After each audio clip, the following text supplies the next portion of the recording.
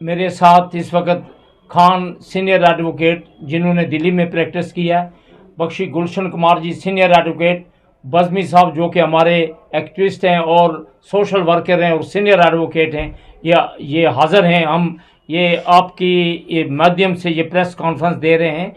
हमारी इस press conference का सबसे बड़ा मकसद है कि 3 दिन रह गए, 3 दिन के बाद पोलिंग होनी है।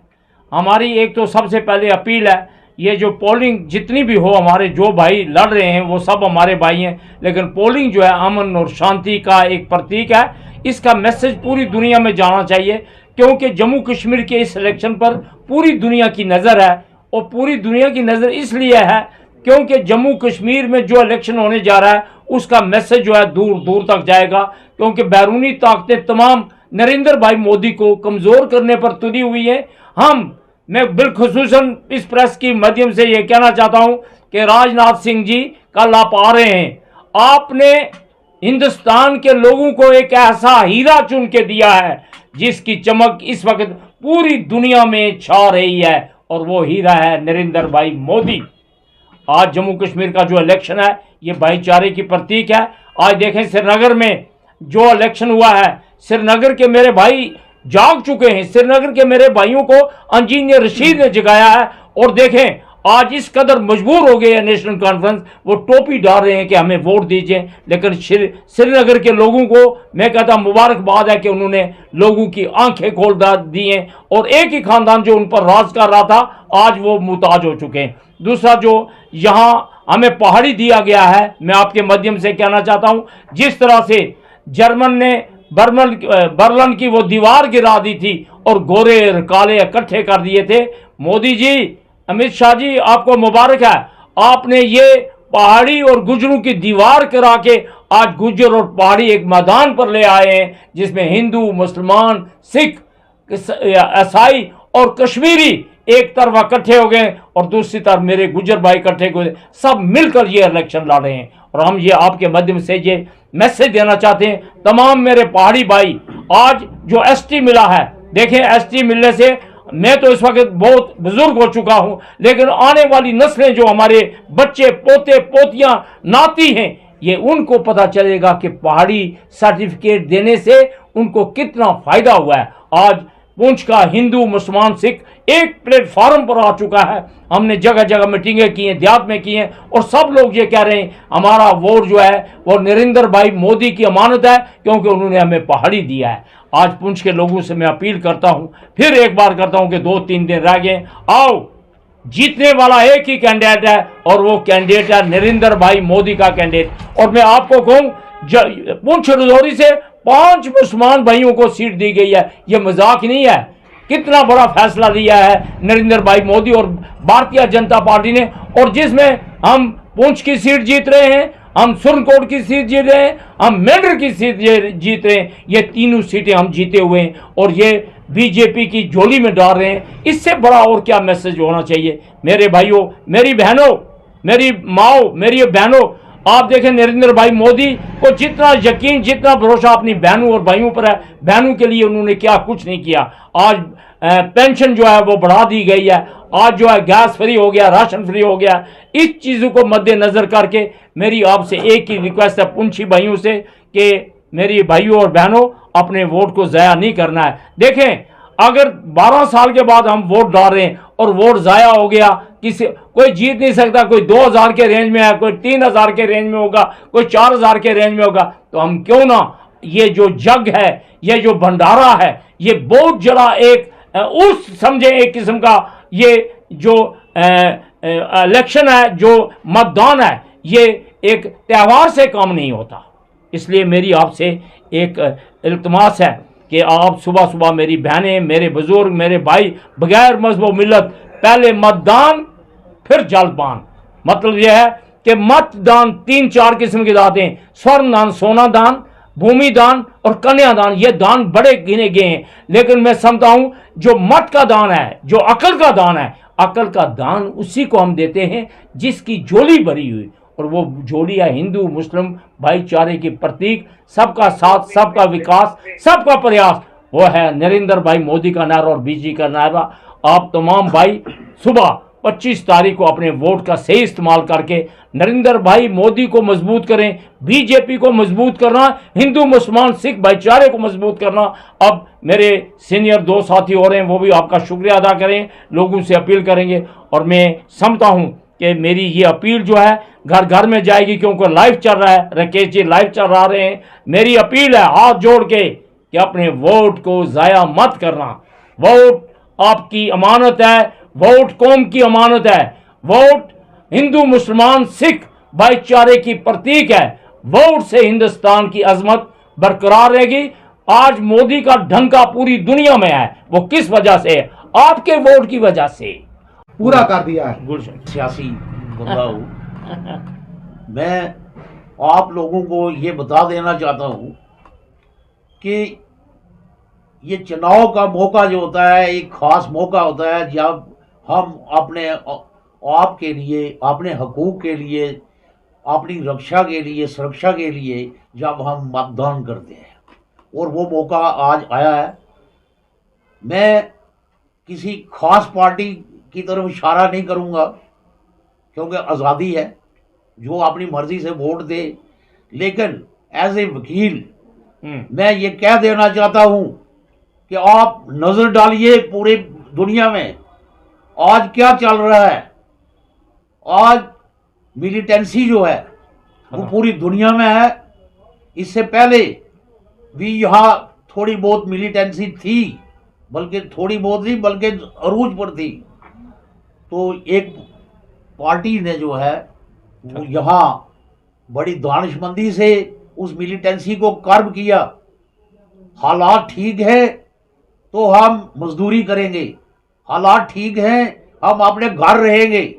इसलिए आने वाले इस चुनाव में अगर हमने वोट देना है तो अपने आप को देना है, किसी बीजेपी को नहीं देना है, एनसी को नहीं देना है। अपनी सुरक्षा के लिए, अमन के लिए, उस पार्टी के लिए जो एक सोशल सेकुलर पार्टी है, जिसने डेवलपमेंट के साथ जो है हमारे हिंदुस्तान के बॉर्डर को मजबूत किया है, हमारे फौजियों को जो है वो मजबूत किया है। और आज जो ज़रूरत है वो यही है कि एक तरफ जो है वो कुछ ऐसी ताकतें जो है वो चुनाव लड़ रही हैं और लड़वा रही है, और दूसरी तरफ बीजेपी पार्टी जो है वो अमन की बहाली के लिए, अमन की ज़ामनी के लिए जो है वो मैदान में है।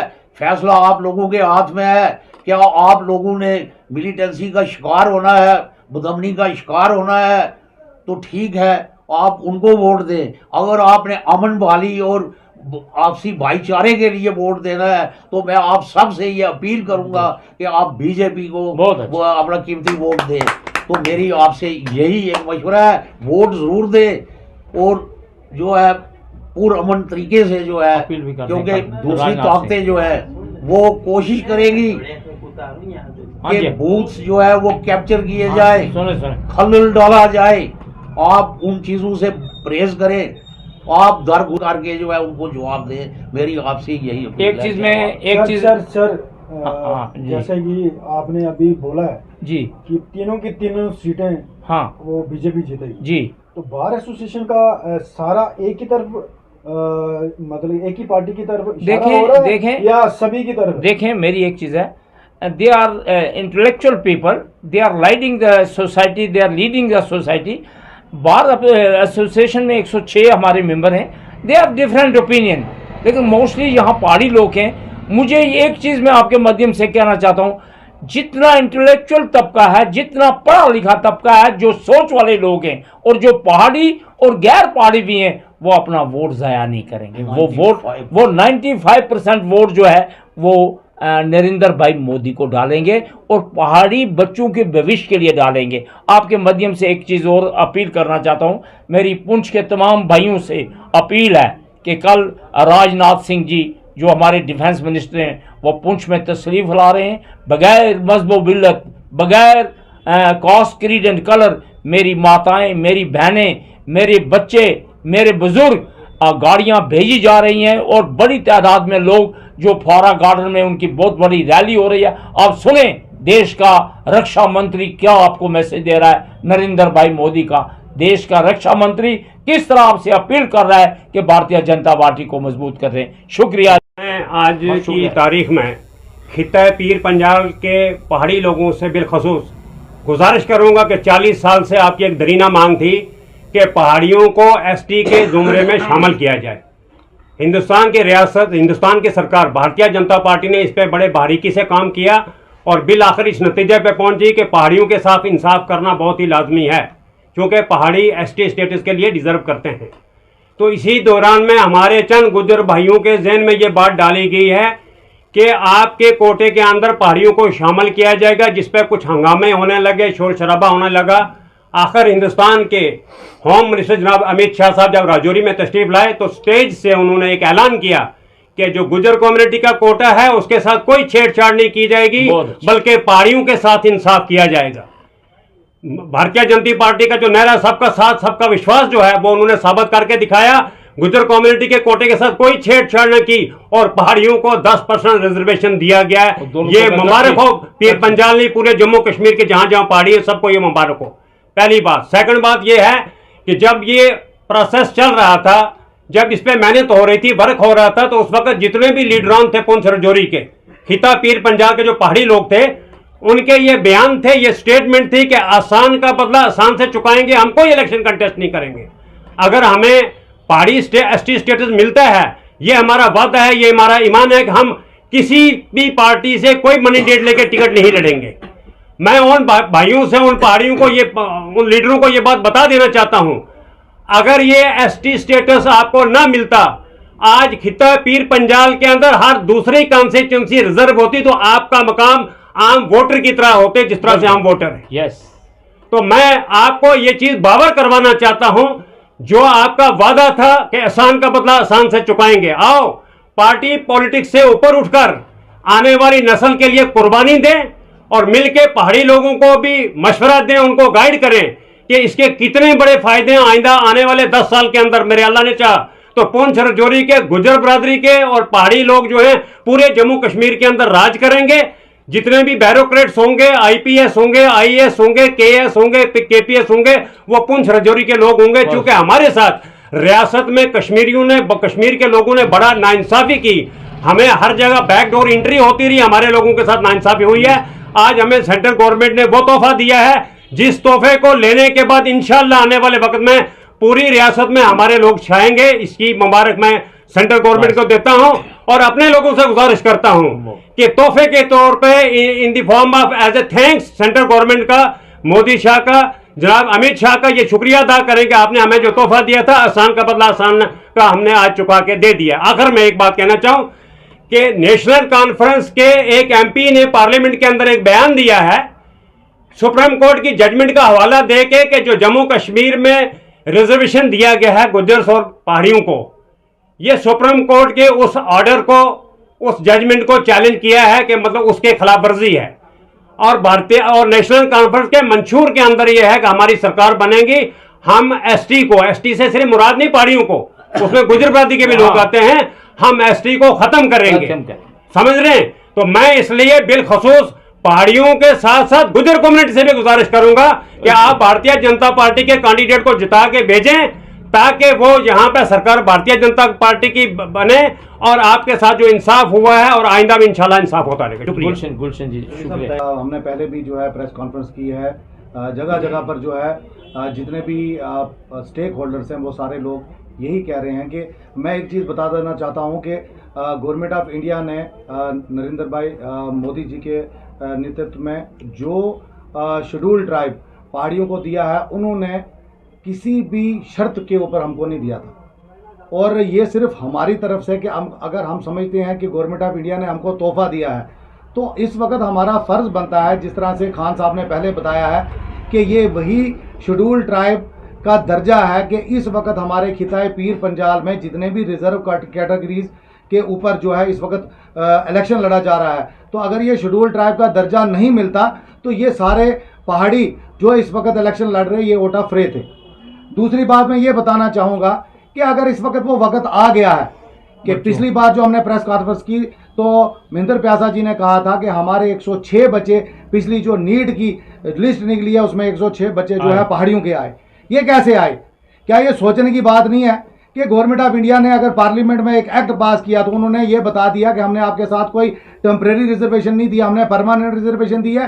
तो आप अब हम लोगों का फर्ज बनता है कि पार्लियामेंट में तो हमने मोदी जी को स्ट्रांग कर दिया है, पूरी वर्ल्ड में ये माना गया है, लेकिन इस वक्त हमारी जो लेजिस्लेटिव असेंबली है वो डिफंक्ट थी, पिछले 10 सालों से इलेक्शन नहीं हो रहा है। और जिस तरह से महेंद्र प्यासा जी ने बोला, ये एक बहुत बड़ा यज्ञ है जो 25 तारीख को पूरे जम्मू कश्मीर के खिता में अलग अलग डेटों के ऊपर हो रहा है। हमारा फर्ज बनता है कि 25 तारीख को पूंछ में जब इलेक्शन होने जा रहे हैं तो हम सब लोगों का फरीजा बनता है कि सुबह 7 बजे हम निकलें, अपने माओं को, अपनी बहनों को, अपनी बच्चियों को साथ लेकर निकलें और जो वादा हमने ओपनली तौर पर भारतीय जनता पार्टी को किया है, जिसमें आज अमित शाह जी खुद सुरनकोट और मेंढर में आ रहे हैं और कल राजनाथ सिंह जी यहाँ पुंछ में डिफेंस मिनिस्टर, एक बहुत बड़ी एक पोजीशन होती है, वो पुंछ के आवाम को ये बताना चाहते हैं कि आपकी हमारे दिलों में कितनी कदर है। जब वो कल आ रहे हैं तो आपको खुद पता लगेगा कि आज मेंढर में और सुरनकोट में एक जमे कबीर जो इकट्ठा हुआ है, और कल जब आप देखेंगे तो खुद पता चलेगा कि पीर पंचाल की सारी सीटें जो हमने उठा के नरेंद्र भाई मोदी जी की झोली में डाल दी है। तो इसलिए मैं गुजारिश करता हूं अवाम पुंछ से के लोगों के इस फितरांगेज जो है बहानों में, इन बयानों में मत आए। आप घरों से निकलें, हमें किसी के साथ दुश्मनी नहीं है। सभी कैंडिडेट्स अपनी अपनी जो है किस्मत आजमाई कर रहे हैं, लेकिन जीतेगा वही जिसकी झोली में ज्यादा वोट पड़ेंगे। तो मैं सभी लोगों से आग्रह करता हूं, गुजारिश करता हूं हाथ जोड़ के कि 25 तारीख को हमारे जो कैंडिडेट है यहाँ पुंछ से चौधरी गनी जी हैं, सुरनकोट से हमारे सैयद जो हमारे बुखारी साहब हैं, और हमारे मुर्जा खान साहब जो हैं मेंढर से हैं। आप इन सभी लोगों को भारतीय जनता पार्टी की तरफ से अपना वोट दें और जो 3 दिन बचे हैं उसमें अपने सपोर्ट देकर ये साबित करें कि जो गवर्नमेंट ऑफ इंडिया ने हम पर एहसान किया है हम उसका बदला 25 तारीख को जरूर चुकाएंगे। आपके प्रेस के माध्यम से एक बार फिर सभी लोगों से अनुरोध है कि आप अपना फर्ज न भूलें।